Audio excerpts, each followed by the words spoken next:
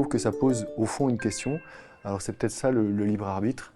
C'est aussi, on pourrait dire, à quoi je choisis de m'identifier. Donc ça pose la question de des niveaux d'identité.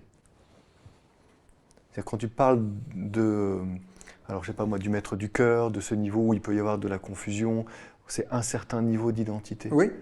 Et après on a cette possibilité, si on le décide, d'aller chercher une identité plus en profondeur, qui est plus fondamentale. Oui. C'est dans ce sens-là où, alors les gens, ça leur plaît pas que je parle d'évolution et qu'on vient sur Terre pour apprendre ça, pour développer la conscience. Moi, je parle de 3 ou 4 niveaux de conscience et je dis, mais il y en a énormément de niveaux. Mais quand on arrive à un niveau où on est humain, parce que là, il y a beaucoup d'êtres humains qui sont des humains animaux.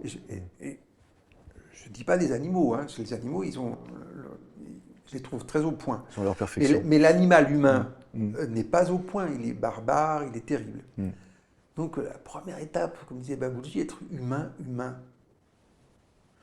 L'autre étape d'après, ben, c'est commencer à prendre une conscience spirituelle, être un humain éveillé, qui a une conscience de lui-même et de son environnement, et qui agit en tant que tel. Et le final, c'est l'humain divin, dont on vient de parler juste à l'instant. Donc, pour moi, puisqu'on est ici dans un espace-temps précis, eh ben, il y a une évolution.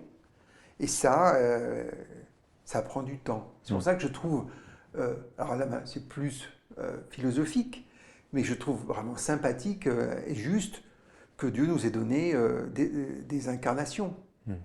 D'ailleurs, on retrouve l'idée de réincarnation dans la Torah, et à l'empereur Constantin, voilà, on a appris que la femme de l'empereur Constantin, elle n'aimait pas l'idée de réincarnation, pour X raisons, et donc au concile qui suivait, je ne sais plus si c'était Nice ou Nicée, bon, eh ben, ils se sont réunis et puis ils ont supprimé le concept de réincarnation. Du christianisme. Du christianisme. Donc, ça existait. Mais comment Dieu peut-il juste, quand il fait naître un enfant ici en Occident, dans un milieu catholique, où il va être baptisé, parce que s'il n'est pas baptisé, apparemment, il va dans les limbes. Hein, bon.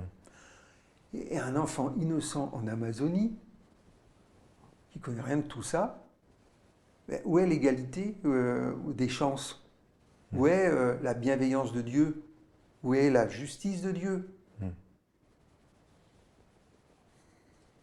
Alors, moi, j'aime bien l'idée qu'on a du temps, qu'on peut avancer à notre rythme, qu'il y a une bienveillance voilà, d'accompagnement, et que petit à petit, ben, on fait ce qu'on a à faire et on devient ce qu'on doit être. Je te remercie.